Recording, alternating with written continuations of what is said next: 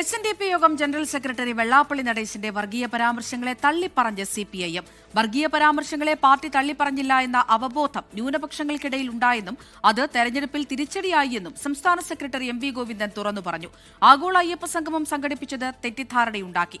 ശബരിമല സ്വർണ്ണക്കൊള്ളക്കേസിലെ പ്രതി A. പത്മകുമാറിനെതിരെ നടപടി വൈകിയതും തെറ്റായിപ്പോയി എന്ന് CPIM സമ്മതിക്കുന്നു.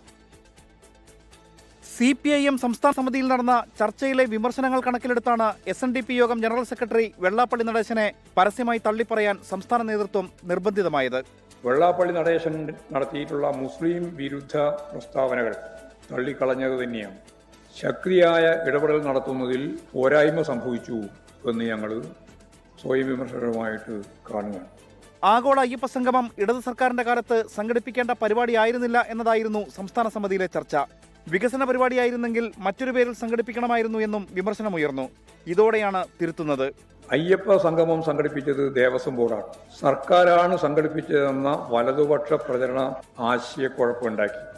യോഗി ആദിത്യനാഥിന്റെ സന്ദേശം ഇവിടെ വായിച്ചു എന്നത് ശരിയായിരുന്നില്ല എന്ന നിലപാടാണ് ഞങ്ങൾ സ്വീകരിക്കുന്നത്. ശബരിമല സ്വർണ്ണക്കൊള്ളക്കേസിലെ പ്രതിയും ജില്ലാ കമ്മിറ്റി അംഗവുമായ A. പത്മകുമാറിനെതിരെ നടപടി വൈകിയതിലും CPIM തെറ്റ് ഏറ്റുപറയുന്നുണ്ട്. A. പത്മകുമാറിനോട് പാർട്ടി വിശദീകരണം ചോദിക്കുകയും എല്ലാ പ്രവർത്തനങ്ങളിൽ നിന്നും മാറ്റി നിർത്തുകയും ചെയ്തിരുന്നു.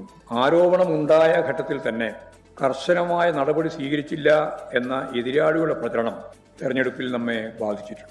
തളിപ്പറമ്പിലും പയ്യന്നൂരിലും സ്ഥാനാർത്ഥിത്വം പാളിയത് കണ്ണൂർ ജില്ലാ നേതൃത്വം സംസ്ഥാന സമിതിയിൽ തുറന്നു സമ്മതിച്ചു. പയ്യന്നൂർ തളിപ്പറമ്പ് മണ്ഡലങ്ങളിലെ സ്ഥാനാർത്ഥി നിർണയത്തിലുണ്ടായ വീഴ്ചകൾ സ്വയം വിമർശകരുമായിട്ട് കണ്ണൂർ ജില്ലാ കമ്മിറ്റി തന്നെ സംസ്ഥാന കമ്മിറ്റിയുടെ മുമ്പിൽ അവതരിപ്പിച്ചിട്ടുണ്ട്. അതിൽ വ്യക്തിപരമായിട്ട് എനിക്കോ മറ്റാർക്കെങ്കിലുമോ അല്ല, സംഘടനയ്ക്ക് തന്നെയാണ്. 24 തിരുവനന്തപുരം.